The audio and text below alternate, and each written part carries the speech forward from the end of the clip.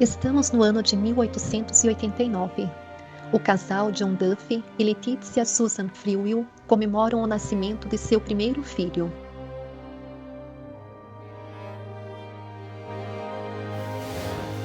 Leti, nosso filho é tão lindo. Que bom que Deus nos abençoe em tê-lo. Ele nasceu no dia de Pentecostes. O que será que Deus vai desejar dele? Deus abençoe. Os pais de Francis Michael, que depois seria chamado carinhosamente de Frank, viviam assiduamente as práticas do catolicismo e desejavam que seus filhos seguissem também a mesma fé. Além de Frank, tiveram mais 6 filhos. 2 morreram muito novas, mas 4 cresceram com ele. Eram eles: John, Isabel, Ailis e Sarah Geraldine. Enquanto criança, Frank se destacava nos estudos. Ganhou vários prêmios na escola. Mas ele não gostava somente de estudar. Também gostava de praticar esportes. Gostava de andar de bicicleta.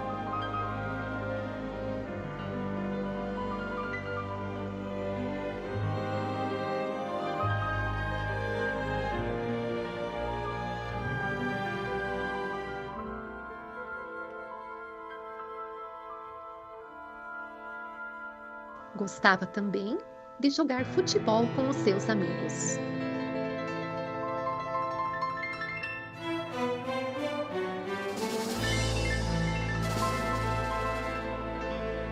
Frank tornou-se um jovem muito responsável. Aos 19 anos, começou a trabalhar no funcionalismo civil. Apesar de transmitir um semblante sério, gostava também de rir e brincar com seus amigos. Sentia prazer em aplicar pegadinhas.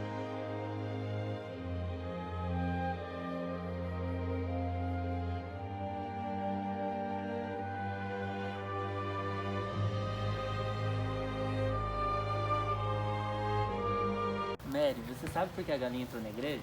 Não. Para ver a missa do galo. Você sabe qual é o fim da picada? Essa é difícil, Frank, não sei. O fim da picada é quando o mosquito vai embora. Você sabe qual a piada que o fotógrafo contou? Se tem cada uma, Frank, não sei. Essa não foi ainda revelada. Frank tinha um profundo sentido de humor.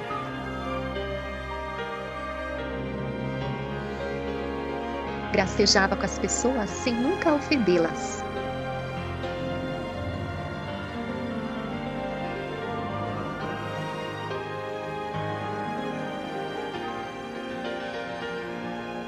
Muitas vezes via-se Frank Duffy andar de bicicleta. Ele chamava a bicicleta, a sua inseparável amiga, de Magrela.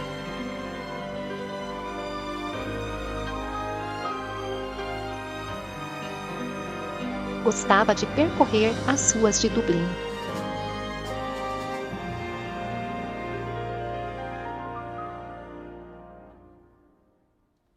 Era muito comum ver Frank Duffy parar num bosque para descansar e meditar. E ali, sentava-se na grama e rezava o terço.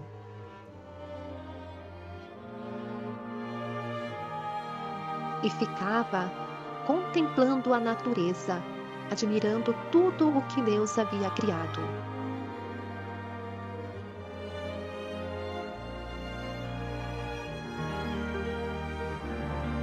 Frank tinha desejo pela perfeição, e para ele, fazer a vontade de Deus era sua maior alegria.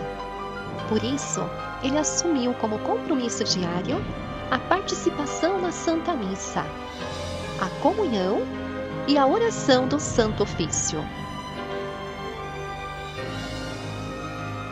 Acreditava que estas 3 práticas o tornariam mais santo. Na órbita do ano, de fogo a flor viceja, o Espírito Paráclito descendo sobre a igreja. Frank era muito exigente consigo mesmo. Além de já viver uma vida de profunda intimidade com Deus, percebeu que podia oferecer mais de si a Deus. E por esta razão, começou a praticar o purgatório de São Patrício. Mas no que consistia o purgatório de São Patrício? consistia numa rotina de penitência de 3 dias. No primeiro dia, fazia-se jejum total com vigília. No segundo dia, podia comer-se pão duro com chá e dormir em camas de tábua dura. Todos os dias eram permeados pela reza do Santo Rosário e pela via sacra.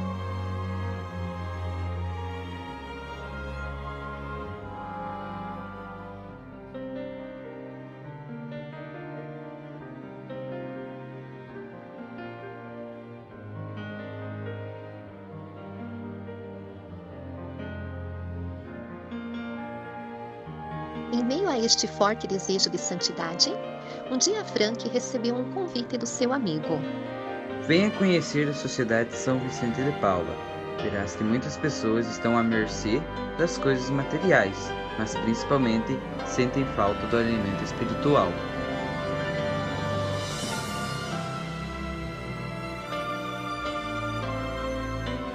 Embora Frank reconhecesse o papel fundamental de Maria na história da salvação, sua devoção a ela ainda era muito superficial. Nós sabemos que Maria encontra os meios necessários para ganhar o coração daqueles que ela escolheu. E assim aconteceu com Frank. Um dia, Frank ouviu alguém falar de forma entusiasta do livro de São Luís Maria de Montfort, A Verdadeira Devoção a Nossa Senhora.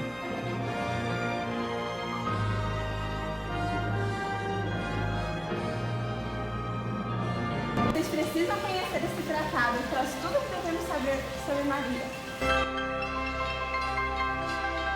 Como gostava muito de ler, Frank um dia entrou num sebo e ali encontrou, em meio a tantos livros, um exemplar do tratado, por um valor muito baixo.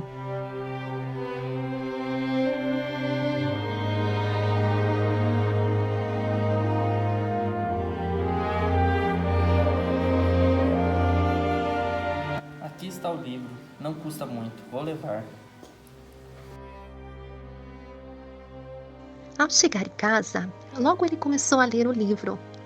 Terminou de ler o livro no mesmo dia, mas ao terminar a leitura, ficou muito desapontado e disse: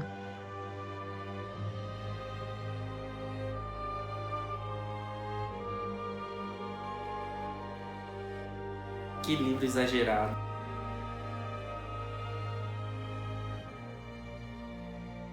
Depois de ter essa impressão do livro, Frank guardou-o.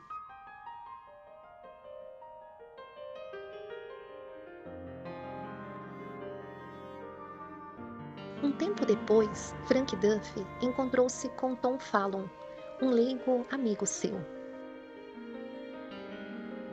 Você conhece A Verdadeira Devoção de Nossa Senhora, de Louis Montfort? Sim, já li o livro. E o que você achou? Gostei. Sério? Então eu acredito que você não tenha o lido bem. Li do princípio ao fim. Talvez você tenha apenas o folheado, ou lido superficialmente. Acho melhor você lê-lo de novo. Frank ficou pensativo sobre o que o seu amigo Tom havia lhe dito, e depois de algum tempo percebeu que o livro trazia um conteúdo verdadeiro, mas lhe faltava o conhecimento a Nossa Senhora e o seu papel no plano da redenção.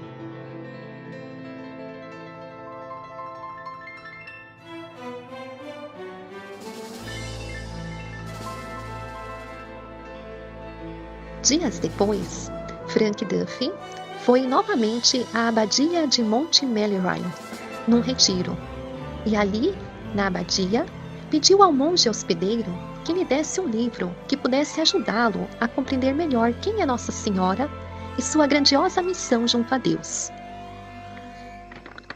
O livro tinha 300 páginas e intitulava-se O Conhecimento de Maria, de Joseph de Concilio.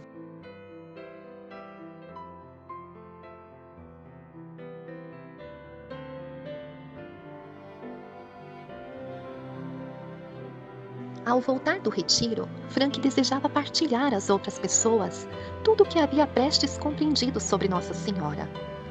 E o grupo que se reunia em Mira House seria o grupo ideal para iniciar uma reflexão sobre a Virgem Santíssima. E assim aconteceu.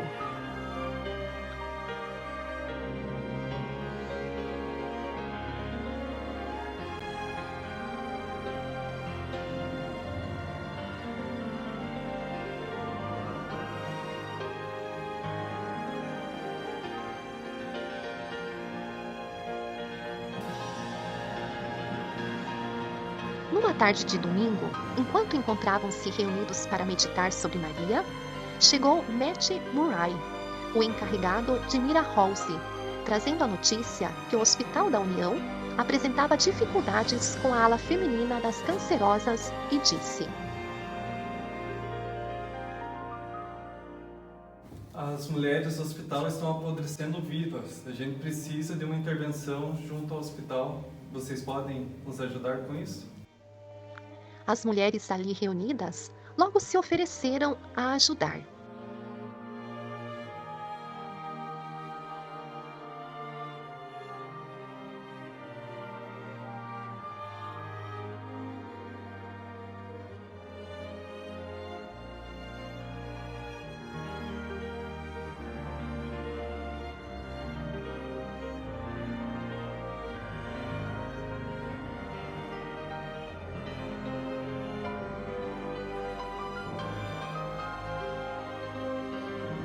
Depois de terem aceito o convite de Matt Murray, foi convocada uma reunião para a quarta-feira, às 20 horas, no dia 7 de setembro de 1921. Ninguém, então, suspeitava que ali estava para começar uma obra de Maria. E o dia tão esperado chegou. Quando as pessoas chegaram ao local da reunião, encontraram ali um pequeno altar de Nossa Senhora, montado sobre uma mesa, semelhante aos altares que hoje nós temos nas nossas reuniões da Legião. A reunião começou invocando-se o Espírito Santo.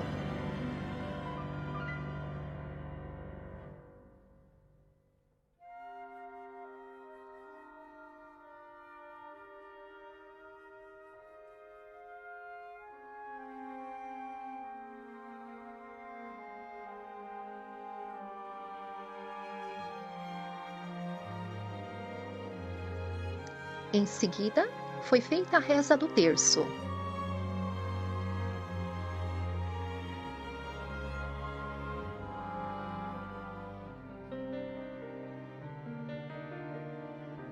Terminado o terço, começaram a falar sobre o trabalho que seria realizado. E foi decidido que iriam reunir-se semanalmente e que as visitas ao hospital seriam feitas de 2 em 2.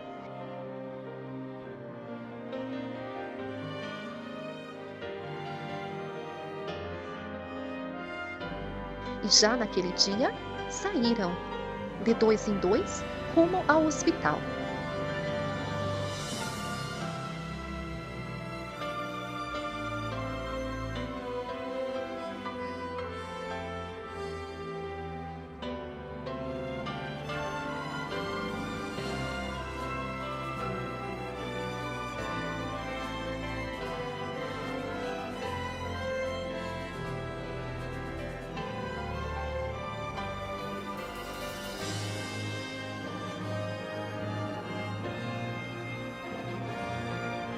A obra foi crescendo e Frank percebia a cada dia que esta obra não era sua, mas sim da Mãe Santíssima.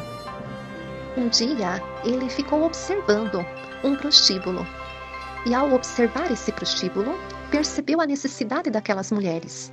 E, a partir de então, entregou a Nossa Senhora também esta causa. A segunda missão assumida foi reconduzir prostitutas a um caminho de conversão.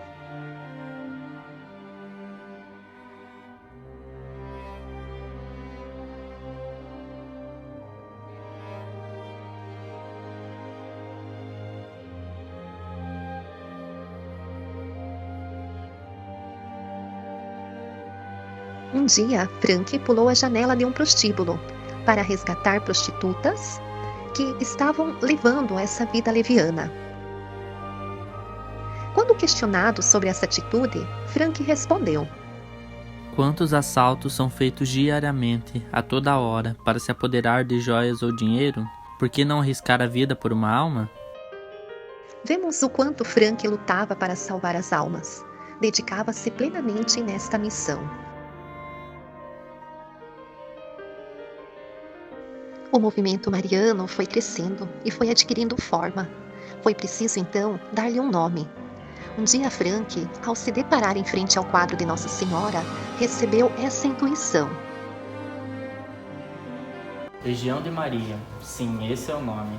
O exército preparado por Maria para agir em nome de Jesus.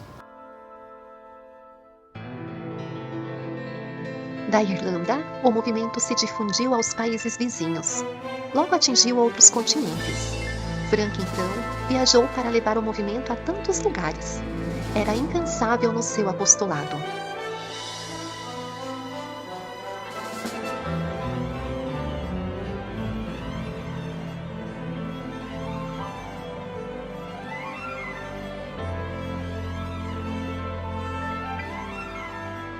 Elizabeth Kirwan, que foi a primeira presidente da Legião de Maria, vendo as necessidades que o movimento tinha de expansão, um dia comentou com Frank: o movimento está em todo mundo. Precisamos de pessoas para ensinar e explicar como que é a Legião de Maria. Sim, a missão é grande. Precisamos enviar pessoas para esses lugares. Frank amou os seus enviados com um amor verdadeiramente paternal. Mantinha correspondência com todos e sempre entusiasmava e aconselhava cada um conforme a necessidade. Frank acreditou e enviou muitas pessoas em missão. Juntamente com Elizabeth Kirwan, encaminhou jovens como Edel Quinn. Esta foi enviada para a África e ali ela cumpriu uma grande missão. Também chamaram o jovem Alf Lambe. Este foi enviado para a América. Viveu por muitos anos na Argentina.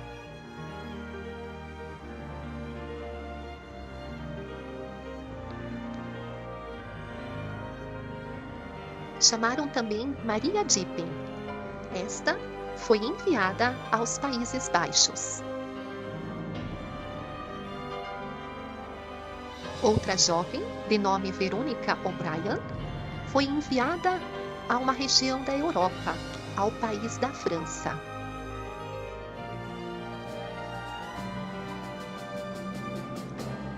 Depositaram grande confiança na missionária Joaquina Lucas.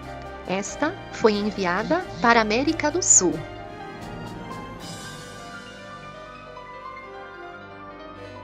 Chamaram também Pacita Santos. Esta foi enviada para a Espanha. Além destes, tantos outros foram enviados, pois Frank Duffy acreditava e confiava plenamente no apostolado laical. Frank esperava de seus enviados uma dedicação incondicional e uma plena adesão à missão assumida. Certa vez, uma de suas enviadas iria sujeitar-se a uma cirurgia. Estava apreensiva e expressou o desejo de regressar à pátria. Frank, então, enviou-lhe uma carta nesses termos: Estas ocasiões, parece-me, constituem o teste providencial para uma poderosa missão como é a de enviado. Se o futuro de um país tem de ser mudado, não o será em jogos de salão, mas com suor e sangue. De vez em quando, o teste é aplicado a um enviado. Num prato da balança, coloca-se a missão e no outro as vantagens pessoais. Se a pessoa escolhe esse último, perdeu-se o jogo. Eu penso que temos de ser tão firmes na execução da nossa missão que, se nos fosse apresentada a alternativa ou a missão ou a vida, deveríamos decidir-nos pela missão. Frank confiava muito nos leigos e acreditava que os sacerdotes deveriam reconhecer a capacidade dos leigos em fazer apostolado. Insistia no diálogo com a igreja para que valorizasse o apostolado laical. Foi convidado a participar como auditor do Concílio Vaticano II. E a partir desse momento, a Legião de Maria passou a ser reconhecida como um dos principais instrumentos de ação apostólica para leigos dentro da igreja. Frank Duffy concluiu seu apostolado em plena atividade. No dia do seu falecimento, 7 de novembro de 1980, ainda pela manhã participou da missa de corpo presente de uma de suas enviadas, Joana Cronin. Ao voltar para casa naquele dia, expressou o seu cansaço à senhora Nelly, aquela que considerava sua segunda mãe. Disse a ela que iria ao quarto descansar.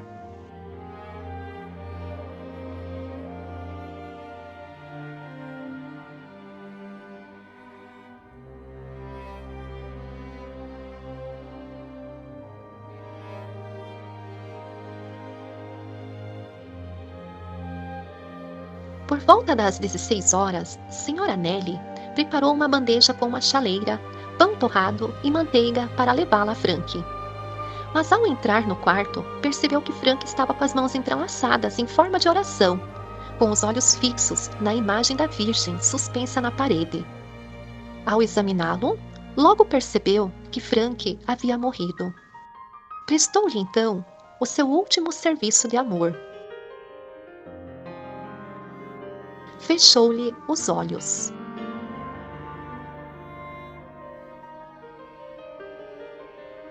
Frank Duffy cumpriu sua missão. Foi acompanhado pela Santíssima Virgem à glória celeste. Para os fiéis da Igreja, aqueles que o conheceram, muitos, já no seu funeral, declaravam que Frank Duffy era santo. Agradeçamos a Deus pela vida deste homem bom, que tanto amou Maria Santíssima e soube propagar a sua devoção. Agradeçamos a Frank Duffy por deixar-se guiar pelo Espírito Santo e intuir a necessidade de um movimento laical para a Igreja. Um movimento que formaria, ao longo de tantos anos, um imenso exército pronto a agir com Maria, em nome de Jesus.